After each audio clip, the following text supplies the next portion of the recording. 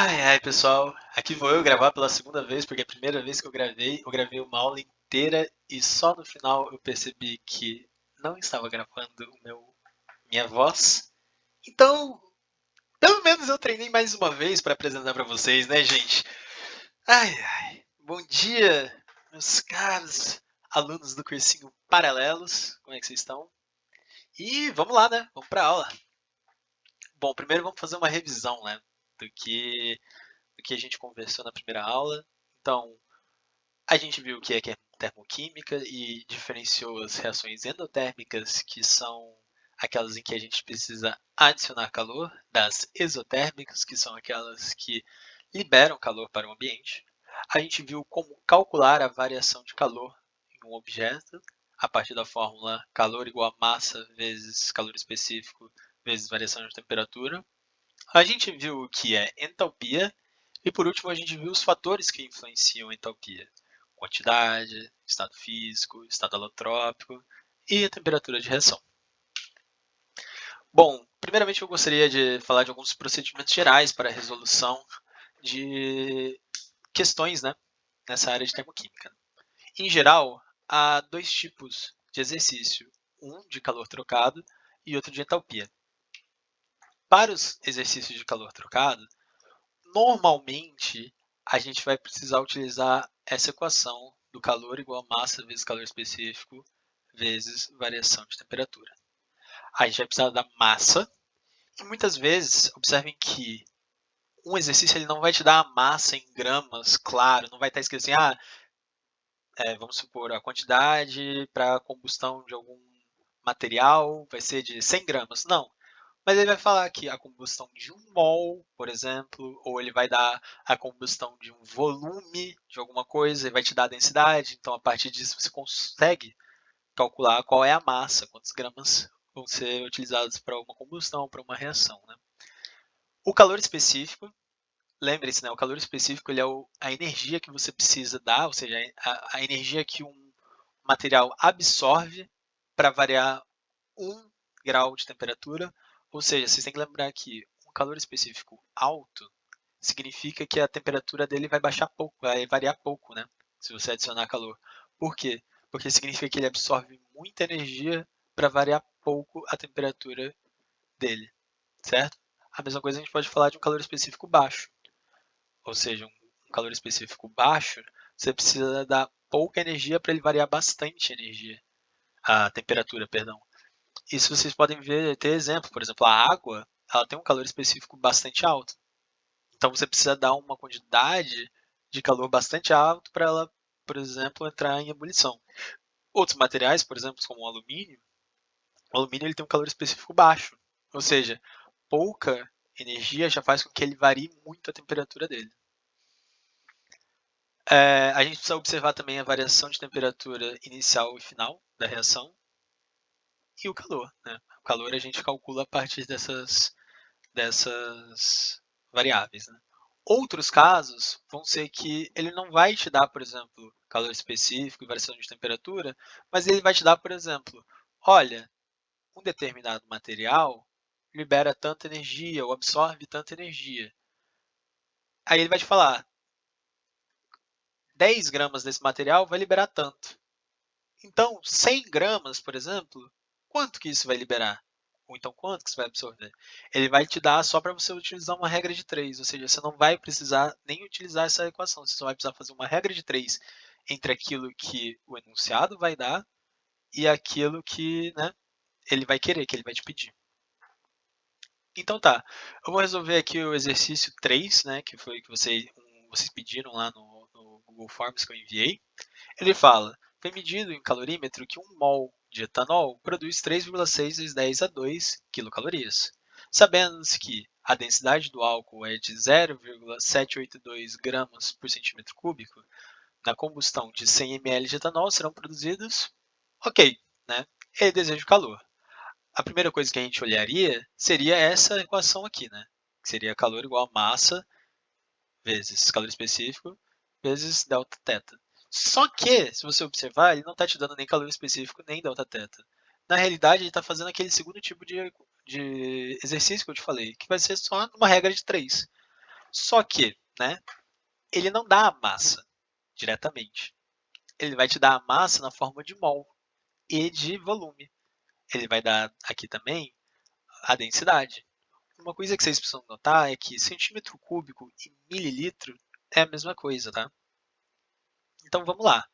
Ele está falando, olha, um mol de etanol produz tanto. Então 100 ml de etanol produz quanto? Beleza. Primeiro você vai ver a densidade, que é igual a massa sobre volume, ou seja, tu vai fazer densidade vezes volume igual a massa, e também tu vai utilizar a massa igual a número de mol vezes a massa molar do etanol. Isso tudo para descobrir qual vai ser a massa tanto do que ele quer quanto do que ele já te deu. Então vamos lá. Para a densidade, a gente sabe que 0,782 gramas por mililitro vezes 100 mililitros dá 78,2 gramas. Já para o, o, a massa do número de mols, a gente vai ter que 1 mol vezes 46 gramas por mol, que é a massa molar do etanol. Eu não tinha percebido que essa questão pedia isso, mas vocês vão saber calcular a massa molar do etanol no futuro, mas também vocês podiam ter pesquisado online e encontrado esse valor facinho. Ou seja, a massa de um mol é 46 gramas. Então, se um mol de etanol, 46 gramas de etanol, vai produzir 366 calorias, quanto calor libera 100 ml, que dá 78,2 gramas de etanol. 46, 360, 78,2, x. Resolvendo, a gente vai dar 612 quilocalorias, que é igual a 612 vezes 10 a 3 calorias, né? Tem que notar aqui o prefixo quilo, que é 10 elevado a 3. Ou seja, a resolução nos mostra que a equação correta, a alternativa correta é a alternativa A. Para exercícios de entalpia, basicamente a gente vai precisar da variação da entalpia, que é igual à entalpia dos produtos menos a entalpia dos reagentes. Então, eu escolhi o exercício resolvido 9, que foi um exercício que vocês tiveram dúvida, pelo menos o pessoal do Forms me informou, e diz o seguinte: observe o diagrama ao lado. De acordo com esse diagrama, o que se pode concluir da transformação? Bom, a gente vai utilizar isso aqui, entalpia dos produtos menos entalpia dos reagentes. Isso aqui nos daria uma resposta bem rápida. Só que, como esse exercício está mostrando aqui, o processo exotérmico e está dando o sinal da equação, a gente pode só observar isso e o sinal da equação e ver se bate com a nossa equação química, né? Com a nossa transformação química. A gente sabe que passar da água líquida para água gasosa, por exemplo, ela é uma transformação endotérmica. Então, por exemplo, a gente já vai conseguir dizer que essa aqui está errada, porque está falando que é um processo exotérmico. Ou seja, uma das alternativas, uma das maneiras que a gente pode resolver é só a partir desse método indutivo. Não precisa nem calcular. Você pode só olhar todas as assertivas e falar, olha, isso aqui está certo, isso aqui está errado. A gente só tem que lembrar que sólido para líquido, líquido para gasoso são processos endotérmicos. Gasoso para líquido, líquido para sólido são processos exotérmicos. Lembre-se daquilo que eu falei, da quantidade de energia que vai ter em cada um dos estados. Então, basicamente, a gente consegue ver isso. Por exemplo, na A, ele está te falando que o ΔH é negativo, esperado, porque está indo do gasoso para o líquido, ou seja, ele está liberando energia, e é um processo exotérmico. Então, isso aqui, ó, pode ser, pode ser. Na B, ele está indo do líquido para o gasoso, ou seja, ele está, teoricamente, recebendo energia. Ele está te dando aqui um ΔH positivo, ok, mas ele está falando que o processo é exotérmico. Não, o processo é exotérmico, então não está ok. Na C, ele está indo do sólido para gasoso, ou seja, um processo endotérmico. Mas só que ele está falando que o ΔH é negativo, então não está ok. Na D, gasoso para o sólido, ou seja, ele está liberando energia e está te dando um ΔH positivo. Ou seja, ΔH positivo é o que? Endotérmico, ou seja, está errado. E por último, ele está te dando uma transformação do sólido para líquido, endotérmico, e está te dando um ΔH negativo, ou seja, também não está ok. Ou seja, só por esse método indutivo você já conseguiria resolver essa questão e ver que era a letra A. Só que você também pode fazer pelo ΔH. O ΔH, produtos, entalpia dos produtos menos entalpia dos reagentes, você pode simplesmente pegar, por exemplo, a entalpia dos produtos, nesse caso, a entalpia do líquido, só ver aqui a entalpia da água líquida, menos 285,5, menos a entalpia da água gasosa, que é aqui menos 241,6. Realizando essa equação, menos 43,9. A mesma coisa pode ser realizada para cada uma das transformações, e aí você pode ler as alternativas e dizer, realmente, a letra A é a correta. Beleza. A gente sabe que é entropia, a gente entende o significado de reações envolvendo calor, mas aí fica aquela dúvida, né? Beleza, mas como é que eu vou calcular assim? Para que serve, né? Tipo assim, você não vai conseguir. Não faz sentido você não conseguir simplesmente calcular a entalpia para uma equação qualquer, né? Você vai ter que sempre depender de alguém te dar a variação de entalpia de uma reação para você falar, ah, isso aqui é não sei o que, isso aqui é endotérmico, isso aqui é exotérmico. Não. A gente vai aprender agora como fazer o cálculo de entalpia para equações químicas quaisquer. Coisa linda, gente. Vamos lá. Primeira coisa que a gente tem que ver é o estado padrão. O que é o estado padrão? O estado padrão de uma substância é o estado mais comum de uma substância a 25 graus em 1 atm. Nossa, que definição ruim, né, gente? Mas a gente tem que pensar o seguinte. Vamos supor, o oxigênio, O2, a 25 graus Celsius em 1 atm. Qual é o estado em que ele é mais comum, em que ele mais se encontra na natureza? É o gasoso. Ou seja, o estado padrão do oxigênio a 25 graus Celsius em 1 atm é o estado gasoso. A mesma coisa a gente pode falar para o nitrogênio. Ele também, o estado padrão dele, ou seja, o estado mais comum dele a 25 graus Celsius em atm, é gasoso. E o carbono? Bom, o carbono a gente sabe que ele pode estar no estado grafite, na forma de grafite e na forma de diamante. Só que a gente tem que lembrar, qual que é o mais comum? A gente tem que lembrar aqui, o que é mais caro no mundo? Aquilo que é mais comum ou aquilo que é mais incomum? Aquilo que é mais raro? Aquilo que é mais raro, ou seja, o diamante ele é mais raro do que o carbono grafite. Ou seja, o estado comum o estado padrão do carbono é o carbono grafite. Detalhe, quando a gente estiver no estado padrão de uma substância simples, ou seja, de uma substância em que só tem um elemento químico, gás oxigênio, gás nitrogênio, carbono, vamos ver o que mais que a gente pode pensar, hidrogênio, sabe? Sempre que a gente tiver uma substância simples em seu estado padrão, a gente vai estabelecer o zero para a entalpia, ou seja, a entalpia dessa molécula vai ser zero. Isso vai ajudar muito quando a gente fizer, por exemplo, exercícios em que envolverem oxigênio, por exemplo, na combustão, envolverem, por exemplo, hidrogênio, nitrogênio, a gente vai sempre poder considerar essa substância como zero. Mas lembre-se, substância simples no estado padrão.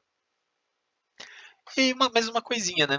Ao passar de grafite para diamante, ou seja, passar do estado padrão para o estado não padrão, haverá uma variação de energia. Por exemplo, do carbono grafite para o carbono diamante, haverá uma variação de 1,9 calorias, né, kilojoules no caso. Então, ou seja, o carbono diamante vai estar num patamar de energia acima do carbono grafite. Outra coisa que a gente precisa aprender é a entalpia de formação. Partindo de substâncias simples que estão em seu estado padrão, a gente pode calcular a entalpia de formação de uma substância. Novamente, uma definição um pouco difícil de entender, né? Mas vamos ver uma equação, vamos ver um exemplo que isso fica mais fácil de se entender. Por exemplo, a água. Para formar água, a água ela é basicamente formada a partir de H2 e O. Ou seja, a partir de substâncias simples, o H2 e o oxigênio, nos quais a entalpia é zero, vamos lembrar que a entalpia de substâncias simples no estado padrão é zero, qual é a formação da entalpia? Ou seja, isso aí está nos dizendo basicamente o seguinte, olha, a entalpia da água líquida é 286,6. Por quê? Para formar água líquida, a partir de substâncias que não têm entalpia, que a entalpia é zero, está liberando 286,6 kJ por mol. Então, assim, de certa forma, vocês não precisam lembrar do que significa a entalpia de formação. Vocês só precisam saber que a entalpia de formação de alguma substância é basicamente o valor da entalpia daquela substância. Então, se você precisar fazer um ΔH, variação de produto menos reagente, você simplesmente vai jogar a entalpia de formação, ou seja, a entalpia daquela substância. Você não precisa se importar com o que aquilo significa naquele momento, tá?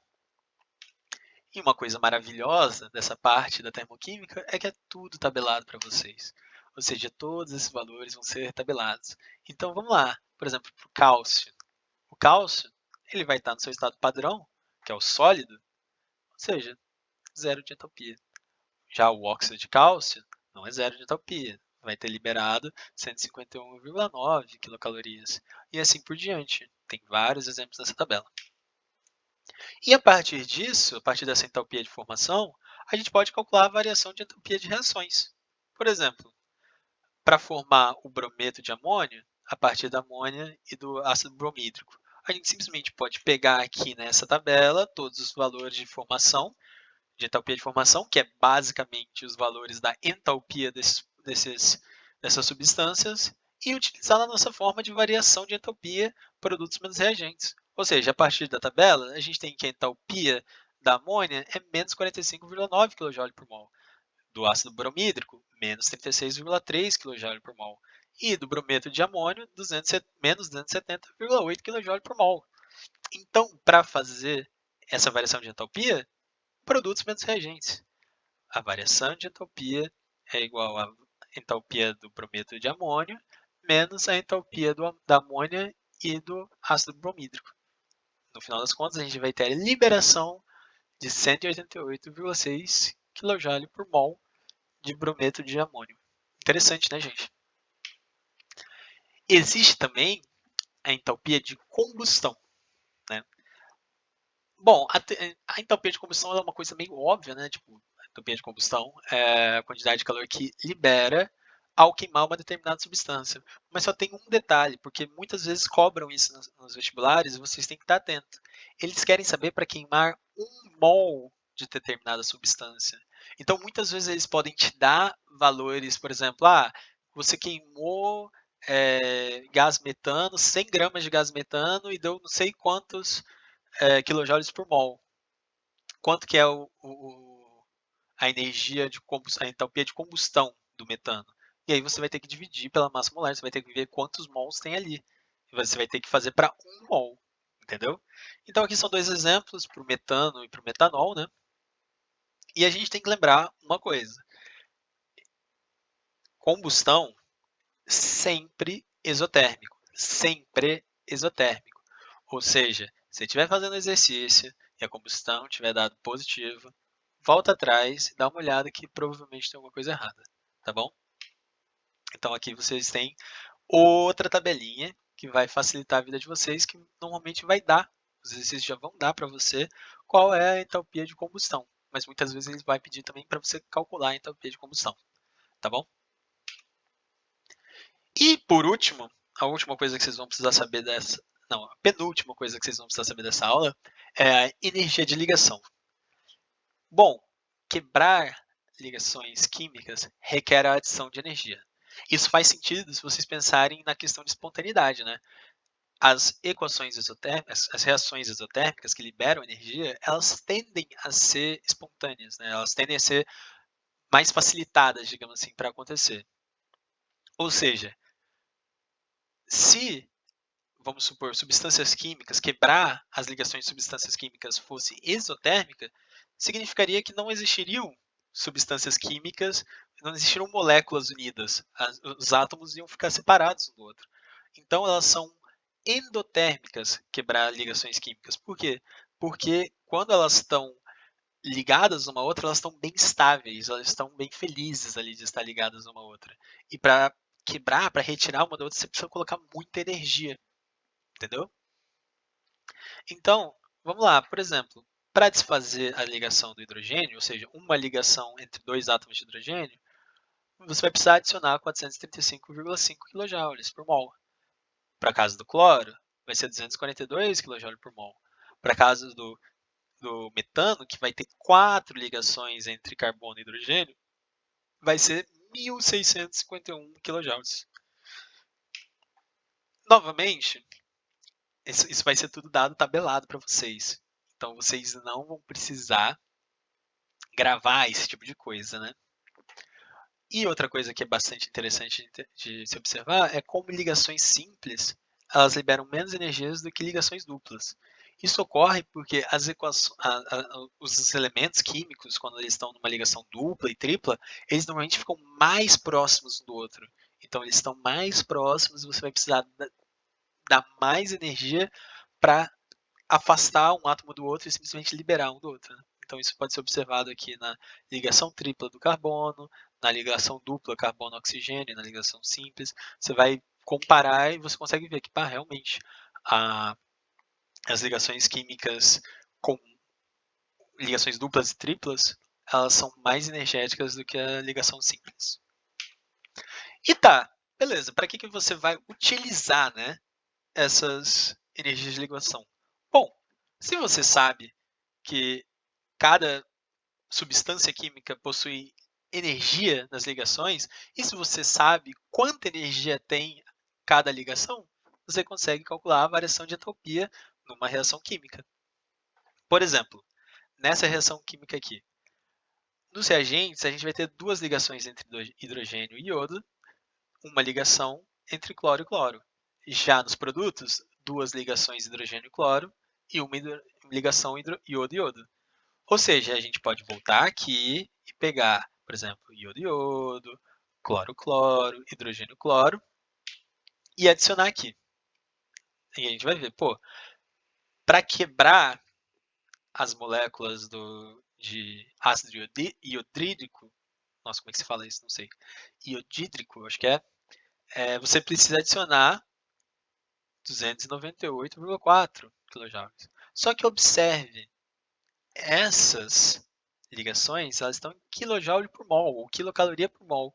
Ou seja, depende de quantos mols você está utilizando. Ou seja, como você está usando 2 mols, são duas ligações. Ou seja, você vai multiplicar por 2, certo? Mas tá,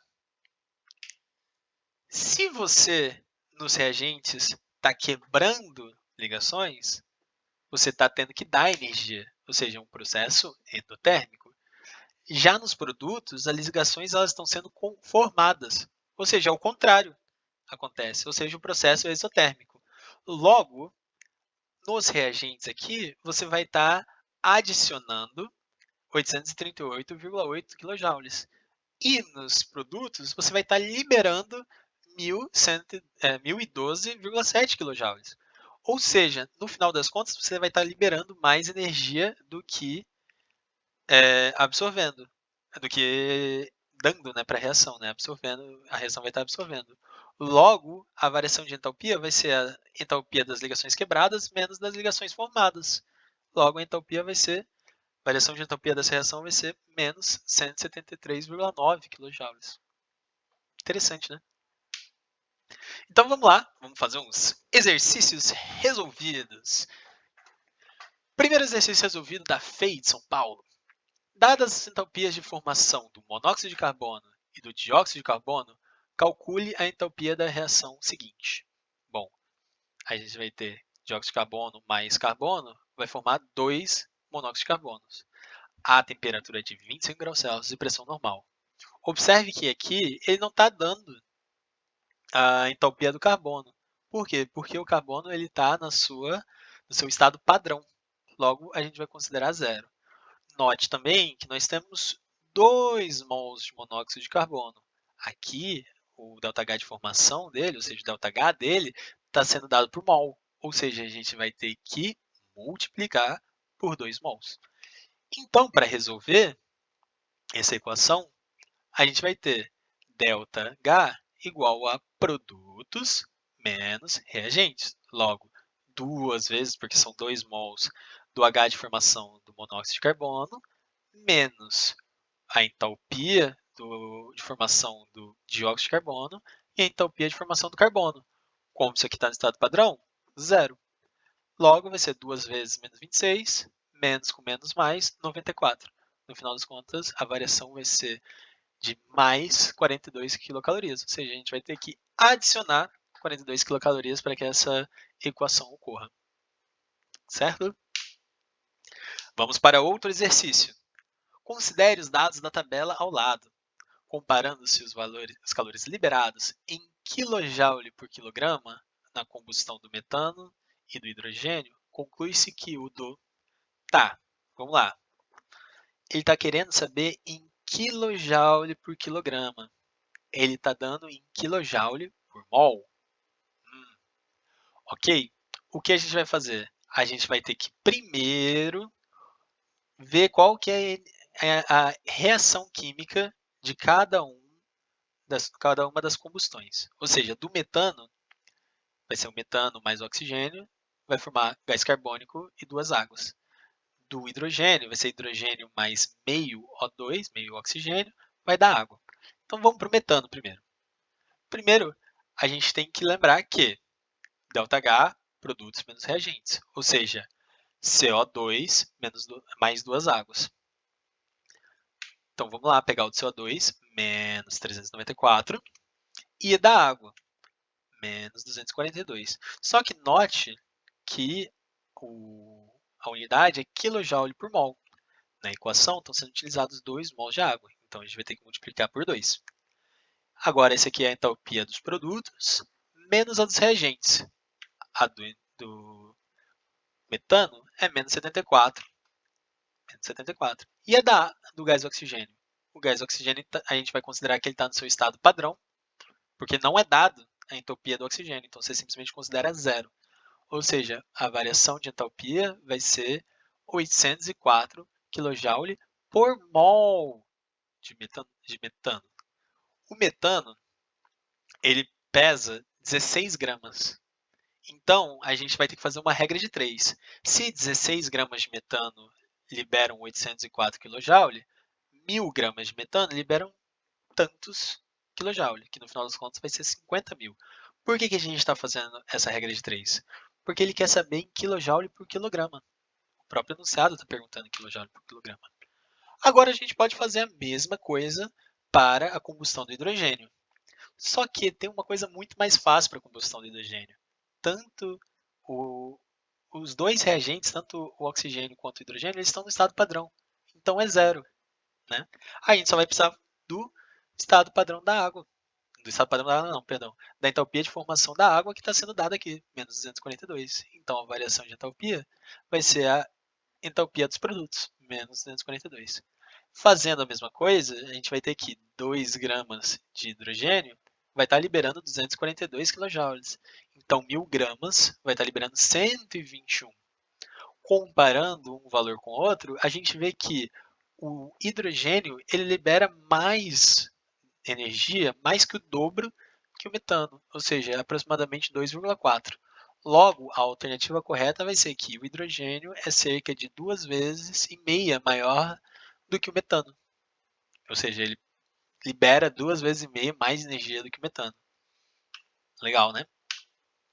E agora, por último, nós vamos fazer um exercício de energia de ligação.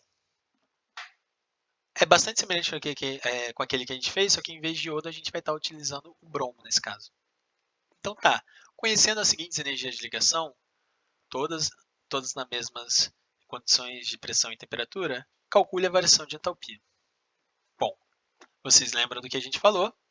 Aqui vão ser quebradas duas ligações hidrogênio-bromo, ou seja, 2 vezes 87,4, e quebrada uma ligação cloro-cloro, ou seja, 57,9. Então, nos reagentes, a gente vai estar adicionando o equivalente a 2 vezes 87,4 mais 57,9. Nos produtos, lembrem-se que formar ligações químicas libera energia, ou seja, a gente vai estar liberando 2 vezes 103 e liberando uma vez 46. Logo, a gente pode fazer esse cálculo, mais 232,7, que é o que vai estar sendo adicionado de energia nos reagentes, e menos 252,3, que vai ser o que vai estar sendo liberado para formar os produtos. Logo, essa equação é uma equação isotérmica e vai ter liberando 19,6 quilocalorias. Eu acho bastante interessante, depois que vocês assistirem a aula e estiverem fazendo exercícios, vocês podem voltar para essas resoluções aqui e dar uma olhada para ler o que está escrito aí, porque é bastante interessante e facilita bastante o aprendizado de vocês, tá bom? Vamos lá. Por último, a última coisa que a gente vai aprender nessa aula, podem ficar tranquilos, daqui a pouco já é sexta-feira, sextou, mas vocês são pré-vestibulandos, então vocês não podem meter o louco ainda. Lei de Hess. A reação química depende apenas dos estados iniciais e finais.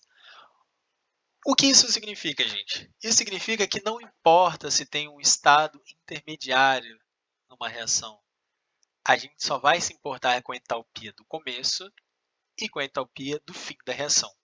Portanto, a gente tem um exemplo aqui. Para formar o dióxido de carbono a partir de carbono e oxigênio, a gente vai ter um primeiro caminho, que vai ser carbono, grafite mais oxigênio vai dar dióxido de carbono e vai liberar 393,3 kJ. E vai ter um segundo caminho, que primeiro vai formar monóxido de carbono para depois formar dióxido de carbono.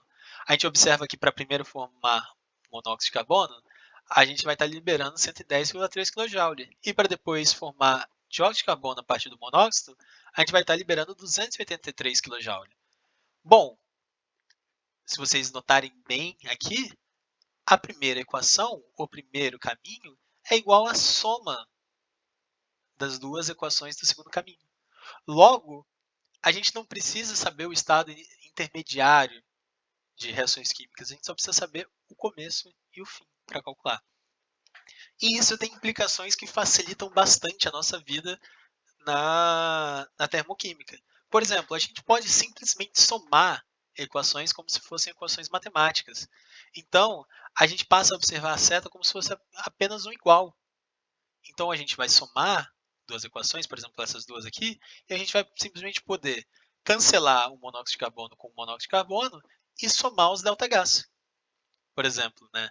Carbono, grafite mais oxigênio formando monóxido de carbono, e depois monóxido de carbono mais oxigênio formando dióxido de carbono, a gente simplesmente corta, sobra com grafite mais O2, forma dióxido de carbono e simplesmente soma os ΔH. Olha que coisa linda, olha que coisa maravilhosa. Agora tá ficando legal, né? Pode falar, rapaziada. Outro caso, né, da lei de Hess é que a gente pode simplesmente inverter as equações termoquímicas, perdão, e a gente só vai inverter o sinal do ΔH. Ou seja, vamos supor, o carbono grafite mais oxigênio forma dióxido de carbono e o ΔH é menos 393 kJ. Agora, se a gente inverter essa equação, a gente vai ter dióxido de carbono, vai formar grafite mais oxigênio e o ΔH vai ser mais 393 kJ.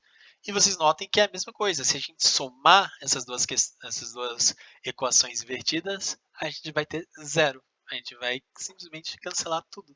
Ou seja, vocês podem inverter equações termoquímicas somente trocando o sinal do ΔH.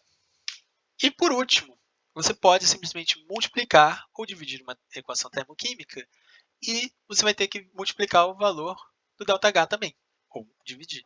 Ou seja, se você somar, vamos supor, você está somando duas equações termoquímicas, você vai dar a mesma coisa que se você multiplicasse essa equação química por 2, multiplicando também ΔH. Pronto, gente, isso facilita muito, muito, muito, muito. Isso facilita bastante a nossa vida quando a gente for resolver equações termoquímicas. A gente pode utilizá-las como se fossem equações matemáticas, como se fossem equações em que a gente vai cortar de um lado, cortar de outro, somar uma entalpia com outra entalpia. Isso ajuda muito, confia em mim. Vamos lá para 2 exercícios resolvidos para acabar a aula de hoje. Dadas as equações termoquímicas, carbono, grafite mais oxigênio, forma dióxido de carbono, ΔH igual a menos 393. E a segunda equação termoquímica, carbono diamante mais oxigênio forma dióxido de carbono. ΔH é igual a menos 395,2.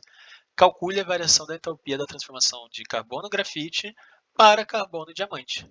Bom, a primeira coisa que a gente precisa observar é que ele quer o carbono-diamante nos produtos. Ou seja, a gente vai inverter a segunda equação.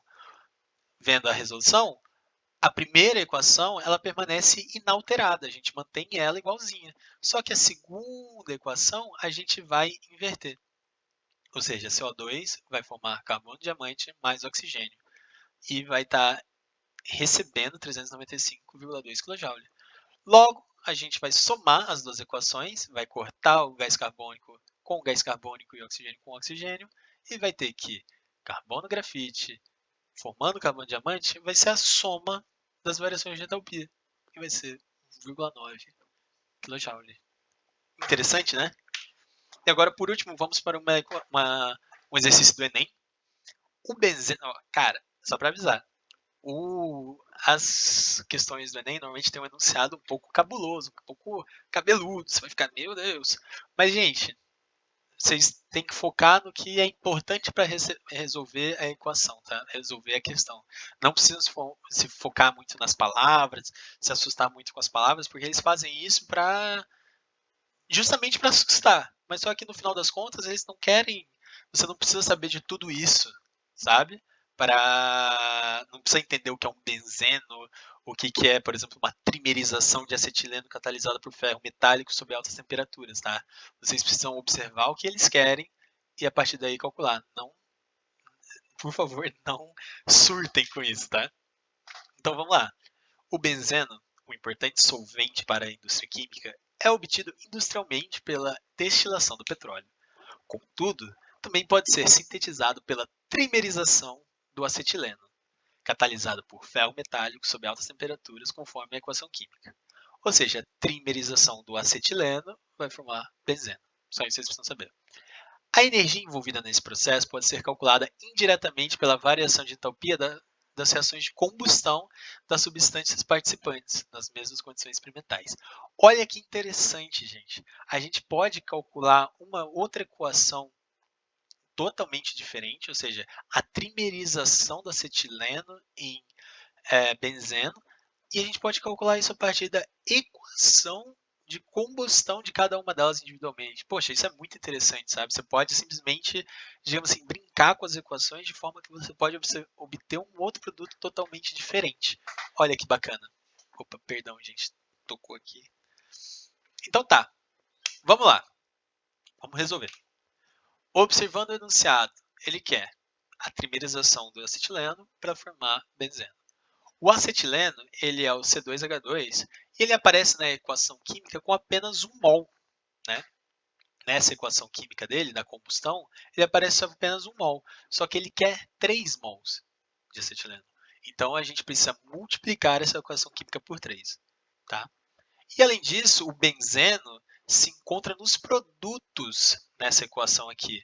Mas em sua equação de reação de combustão, ele está nos reagentes. Assim, devemos inverter a equação.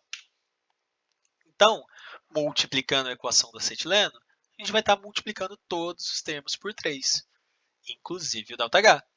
E no caso do benzeno, a gente vai simplesmente inverter a equação, invertendo também o ΔH. Agora, a gente pode simplesmente somar as duas equações. A gente vai cancelar as duas águas, a gente vai cancelar os dois dióxido de carbono e a gente vai cancelar os oxigênios. E também vai somar isso aqui. Logo, a gente vai ter 3 acetilenos formando um benzeno e a variação de entalpia vai ser de menos 150 quilocalorias. Se a gente observar, menos 150 calorias é a resposta da letra B. Então, galera, era só isso que eu tinha para apresentar. A gente terminou a parte da termoquímica da química.